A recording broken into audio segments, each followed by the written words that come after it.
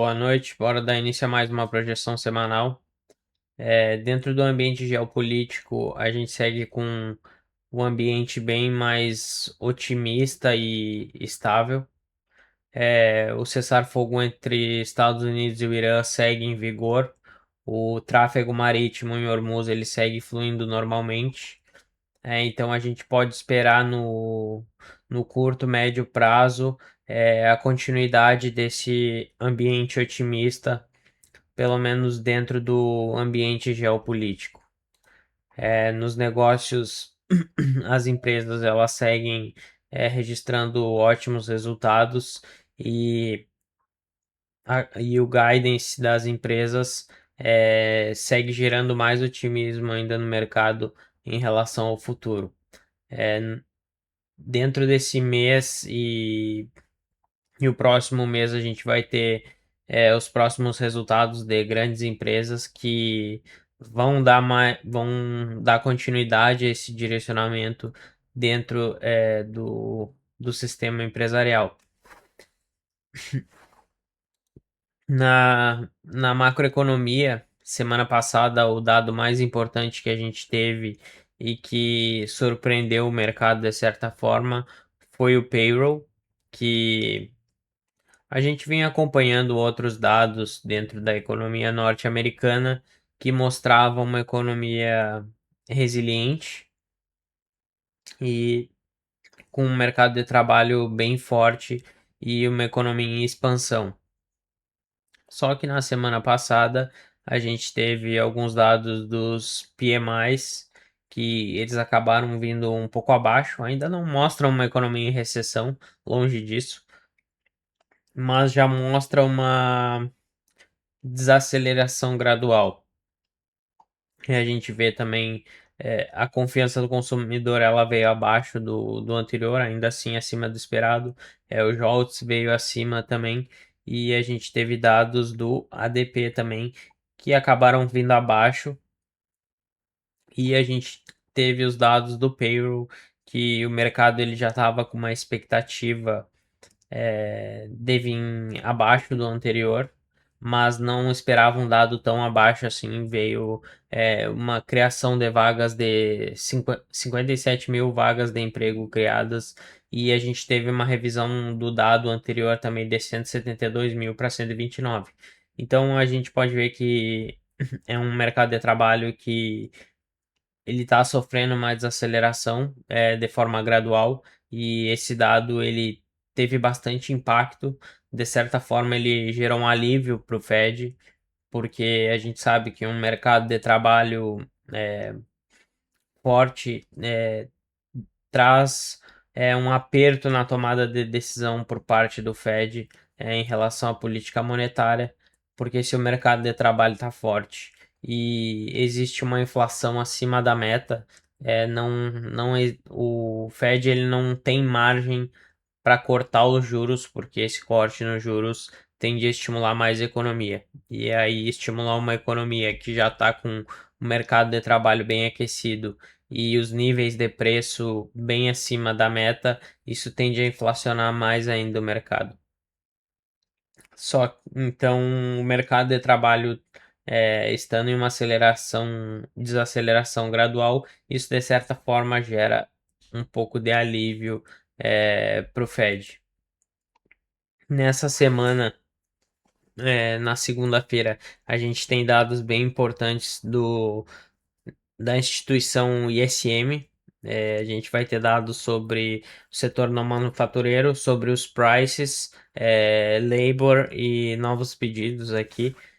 A gente vai ter uma noção, uma perspectiva melhor sobre a pressão inflacionária dentro do setor manufatureiro, dentro do setor de serviços, como está a situação da matéria-prima dentro do setor industrial, e, e isso vai nos dar uma perspectiva melhor sobre como está o crescimento e os níveis de preço dentro do setor industrial e do setor de serviços na economia dos Estados Unidos. E a gente sabe que o índice da instituição ISM ele é bem mais relevante para o mercado, porque essa é uma instituição que traz a amostragem de dados ela é bem mais ampla e ela tende a ser bem mais relevante para o mercado. Outro dado bem importante, que não é um dado, mas algo dentro do calendário macroeconômico que é muito importante essa semana são as atas da reunião do FONC, que elas vão nos mostrar um pouco mais sobre como vai ser a postura do Kevin Warsh dentro do Fed e, e os outros dirigentes do Fed, qual a postura deles em relação à política monetária e as tomadas de decisão e qual vai ser o guidance daqui para frente. Na quinta-feira, a gente vai ter dados sobre os pedidos iniciais por seguro-desemprego, que vão nos dar mais uma perspectiva sobre o mercado de trabalho. A gente vai ter alguns dados sobre o mercado imobiliário. E na sexta-feira vai ser algo bem mais calmo. A gente tem o relatório WASD, que ele é mais relacionado às commodities. E a gente sabe que os impactos do payroll na precificação das taxas de juros aqui por parte da CME, eles já sofreram reflexo. A próxima reunião é daqui a 23 dias, dia 29 de julho, e a gente pode ver que a expectativa de inalteração dos juros ela já teve um aumento, e a decisão de setembro, que tinha uma perspectiva sobre um aumento de juros maior do que uma inalteração de juros, a gente pode ver que essa perspectiva, essa precificação, ela já está igualada. Então, o payroll ele vindo fraco, ele já teve um reflexo bem interessante na precificação do mercado, por segurar esses juros inalterados por mais tempo. O Fed ele estava cada vez sem margem para manter esse juro nesse patamar, apostando em uma grande probabilidade dessa alta nos juros que agora ela pode essa inalteração dos juros agora ela pode se estender por mais tempo. Mas a gente sabe que ainda as taxas de juros dos Estados Unidos elas estão bem acima da meta. Então, é, quanto mais o Fed receber alívio desses dados posteriores, melhor vai ser para a tomada de decisão. Agora a gente vai pro gráfico, é, procurar entender o comportamento dos preços pro início da semana. Como eu já mencionei anteriormente, o preço do petróleo ele segue bem estável, próximo aos patamares pré-guerra. Ele tende a não sofrer tantas alterações agora, porque como a comercialização do petróleo agora ela está fluindo normalmente, o preço do petróleo ele tende a se manter mais estável, sem grande volatilidade. A gente pode ver que o VIX também ele já está bem mais abaixo, precificando um mercado mais otimista e menos caótico. A gente pode ver também que a renda variável já está bem comprada. Os índices asiáticos e europeus já estão engatando esse movimento mais otimista. A gente pode ver que as taxas de juros dos Estados Unidos elas estão em queda e esses níveis aqui eles já estão reduzindo. Os títulos de 30 anos já estão abaixo dos 5%. Os títulos de 2 anos ainda estão em um patamar relativamente bem alto. A margem dele é entre 13,5 a 13,75. O mercado ainda precifica uma alta dos juros. Apesar do alívio que o payroll trouxe na precificação das próximas reuniões, a gente tem que ver como que vai ser o reflexo dos próximos dados. Como a gente sabe, o mercado tende a reagir e a tomar um direcional mais com base nas expectativas do que com base na realidade. Então, o mercado sim, ele tá começando a precificar uma inalteração dos juros, mas não necessariamente isso é algo que tende a enfraquecer o dólar, porque os juros ainda estão em patamares bem altos e a gente sabe que o dólar ele já está estruturando um movimento de alta, então ele tende a dar continuidade sim a esse movimento de alta, podendo corrigir, fazer uma correção mais profunda dentro dessa estrutura de DH1, essa expansão que fez o rompimento desses níveis de topo anteriores e ele já fez o pullback nessa região. Então, o mercado ele pode sim precificar mais, principalmente por essa ineficiência do preço, esse desbalanceamento. Então, o mercado pode vir precificar mais aqui próximo ao fundo do canal ou até atingir o nível do canal, para então dar continuidade a esse movimento de alta. Ou se ele não rejeitar esses níveis de preço e romper o próximo nível, dar continuidade ao movimento de alta, buscando pelo menos o topo do canal antes de uma grande reversão. A gente tem que ver como que vai ser a postura do Kevin Warsh, dos dirigentes do Fed na próxima reunião das atas do FONC. Mas a maior probabilidade é continuidade dessa alta no dólar, podendo ter uma correção no início da semana para buscar níveis de demanda que sejam mais baratos para os investidores darem continuidade às compras, principalmente com essa, esse nível de preço de reteste, onde o preço já acumulou várias vezes, então um nível de preço de equilíbrio, que seria bem interessante o preço vir buscar o fundo desse canal aqui. Então, se a gente tá esperando um movimento de alta no dólar, mas com uma possibilidade de correção, a gente tende a esperar uma continuidade do movimento de queda no euro USD. Ele já estava até aqui desenhado. Então, um mercado de Forex um pouco mais travado, mas tende a dar continuidade ao movimento de queda, podendo buscar correção nesses níveis de pullback aqui mais para trás.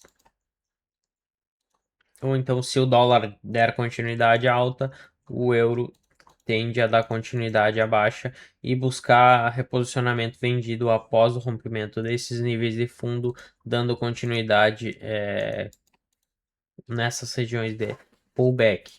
Se ele buscar esse pullback aqui, fica bem mais interessante para vender, podendo até capturar essa liquidez e preencher essa ineficiência do preço, buscando níveis um pouco mais acima. Fica bem interessante.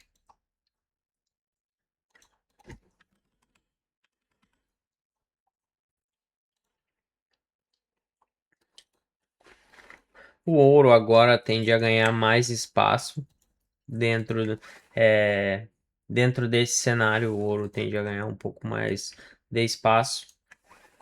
Ele estava dando continuidade ao movimento de queda, enquanto o dólar e os títulos seguiam fortes, mas como esses dados do payroll trouxeram um pouco de alívio no curto prazo, pelo menos, nos títulos e no dólar, o ouro tende a ganhar um pouco mais de espaço.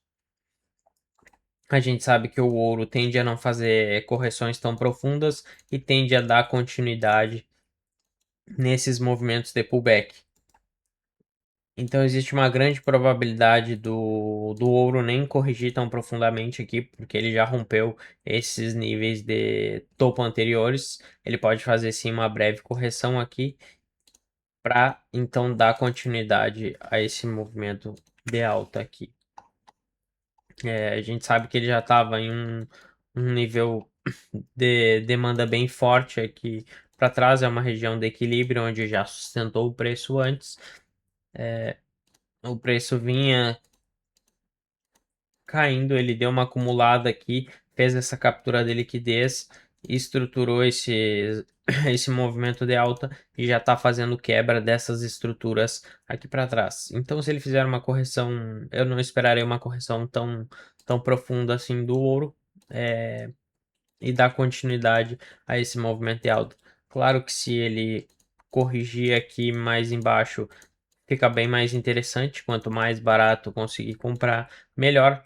Mas a gente sabe que o ouro, quando ele ganha espaço, ele tende a ganhar bastante força e expandir bastante. Tende a fazer correções mais curtas, respeitar bem as regiões de pullback. Então, eu não acreditaria numa correção tão mais profunda que esse topo. Fazendo a correção aqui nesse topo já ficaria bem interessante.